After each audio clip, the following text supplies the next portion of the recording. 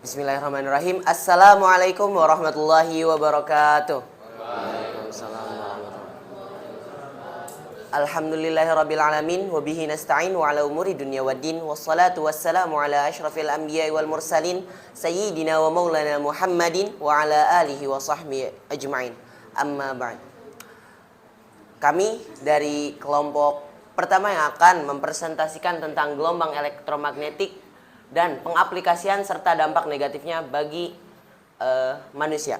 Gelombang elektromagnetik itu adalah gelombang yang tidak membutuhkan medium dalam perambatannya, atau bisa juga disebut gelombang yang dipengaruhi oleh medan listrik dan medan magnet sehingga dapat merambat di ruang hampa.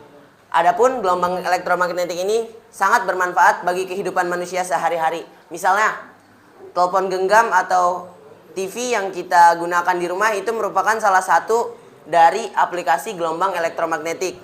Dan masih banyak contoh-contoh pengaplikasian gelombang elektromagnetik yang sangat bermanfaat bagi manusia, terutama di bidang kesehatan. Nah, pengaplikasian gelombang elektromagnetik yang akan kami bahas pada kesempatan kali ini adalah: pertama, radio; kedua, televisi; ketiga, microwave; keempat, wifi; dan yang kelima, X-ray. Gelombang radio digunakan sebagai kurir dalam teknologi komunikasi. Gelombang radio memiliki sifat dapat dipantulkan oleh lapisan ionosfer bumi sehingga dapat mencapai letak bumi yang sangat jauh dari pemancar radio. FM lebih unggul daripada IM karena IM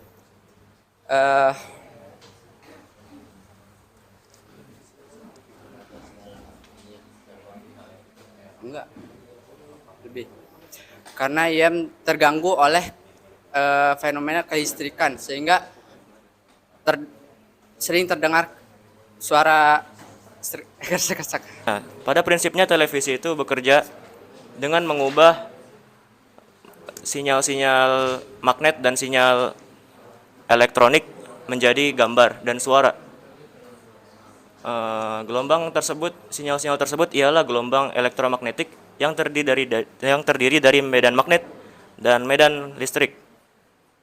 Komponen-komponen pada televisi saling berhubungan dan saling mendukung.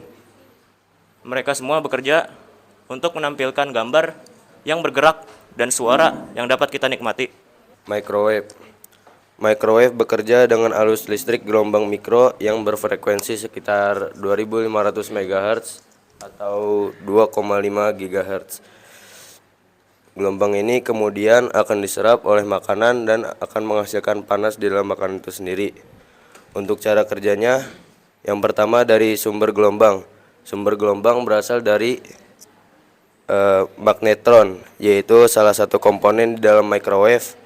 Melalui proses elektron yang berakselerasi dalam medan magnet. Dan ketika gelombang sudah mencapai makanan dan bertemu dengan molekul air, gelombang akan menggerakkan molekul-molekul air karena ada momen dipol di dalamnya. Wi-Fi atau wireless fidelity merupakan salah satu teknologi nirkabel yang memanfaatkan gelombang radio sebagai penghubung perangkat-perangkat untuk dapat saling bertukar informasi.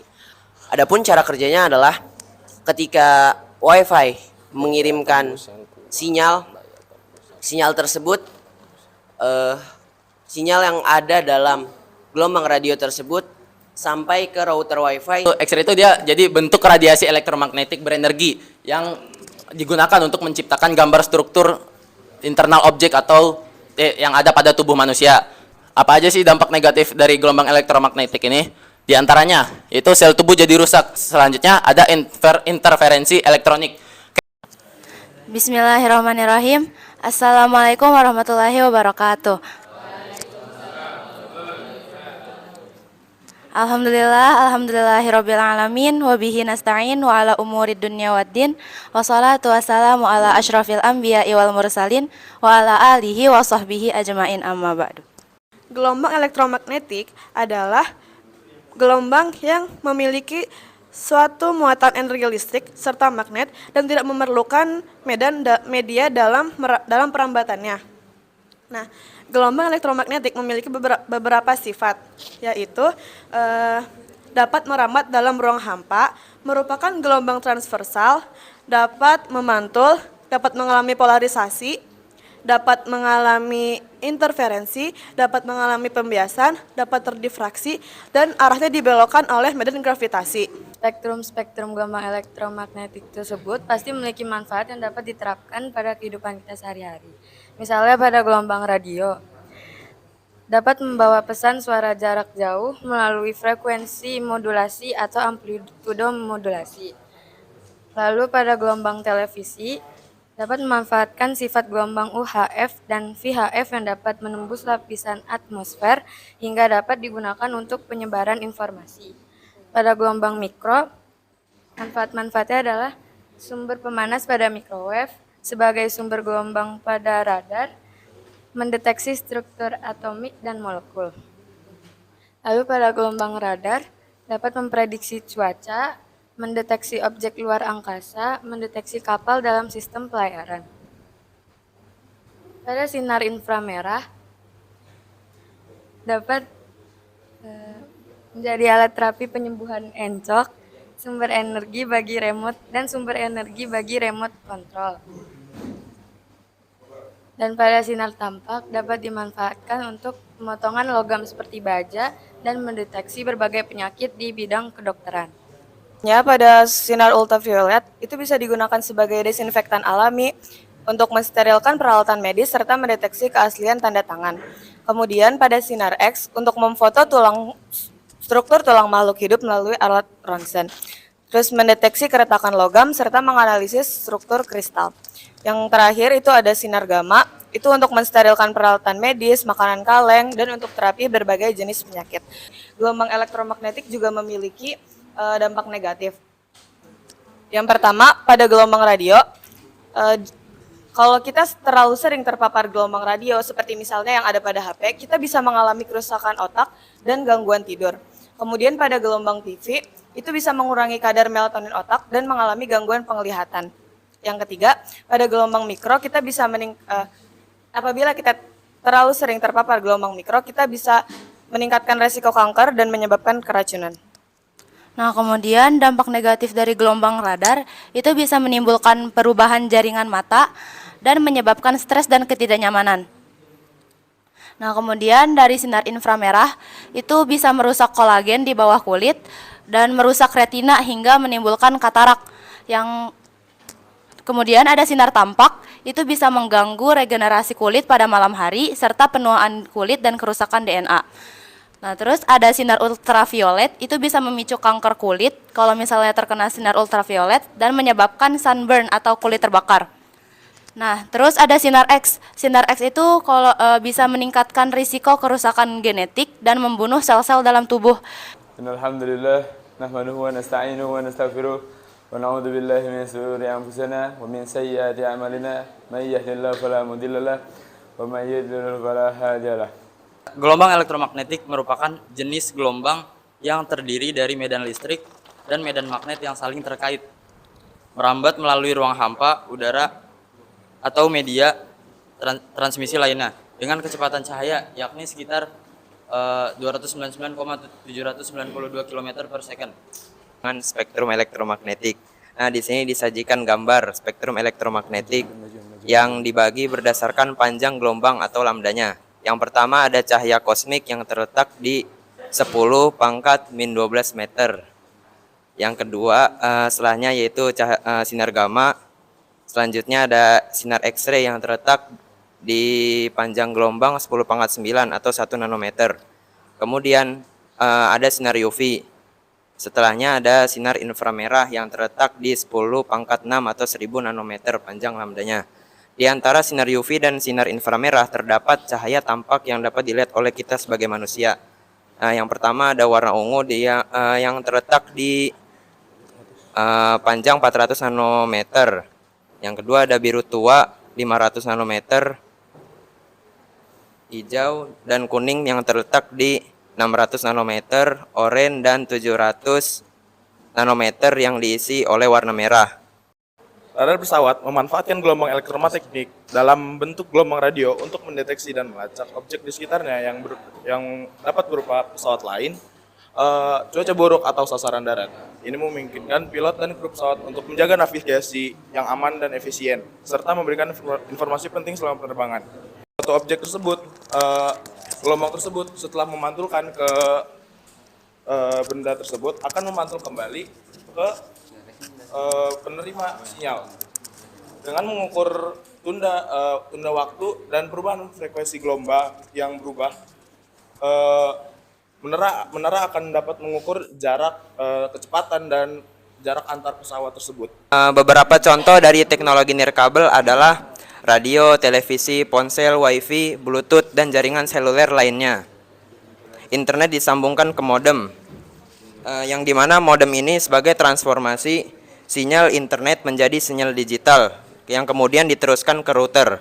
Router ini dia mengolah data yang ada di dalamnya dan mentransmisikannya ke alat-alat digital lainnya seperti HP, televisi, print, dan komputer. Selanjutnya itu barcode scanner. Cara kerjanya dengan memindai suatu kode batang yang ada pada produk atau label. Barcode scanner ini ketika diarahkan ke sebuah barcode, dia akan memantulkan sinar yang sinar tersebut akan memantul kembali ke device barcode scanner itu sendiri. Nah, sinar yang sudah dipantulkan itu akan dibaca dan diterjemahkan oleh komponen yang ada di dalam barcode scanner sebagai suatu sinyal gelombang. Gelombang elektromagnetik pertama kali dikemukakan oleh James Clerk Maxwell. Pada mulanya, Maxwell meramalkan adanya gelombang elektromagnetik yang merambat sama cepat dengan kecepatan cahaya. Hipotesis ini pada akhirnya dibuktikan kebenarannya oleh Heinrich Rudolf Hertz. Hertz melakukan percobaan untuk mengukur kecepatan perambatan yang terjadi, dan hasilnya nilai yang diperoleh oleh Hertz sama dengan nilai yang diramalkan oleh Maxwell. Spektrum adalah keseluruhan jenis gelombang elektromagnetik yang ditentukan berdasarkan panjang gelombang dan frekuensinya. Apa aja sih manfaat gelombang elektromagnetik dalam kehidupan sehari-hari? Berikut beberapa contoh manfaat gelombang elektromagnetik yang sering kita jumpai, yaitu gelombang radio sebagai penggunaan radio. Gelombang radio mentransmisikan sinyal pada jarak jauh. Kedua, ada gelombang mikro untuk penggunaan microwave.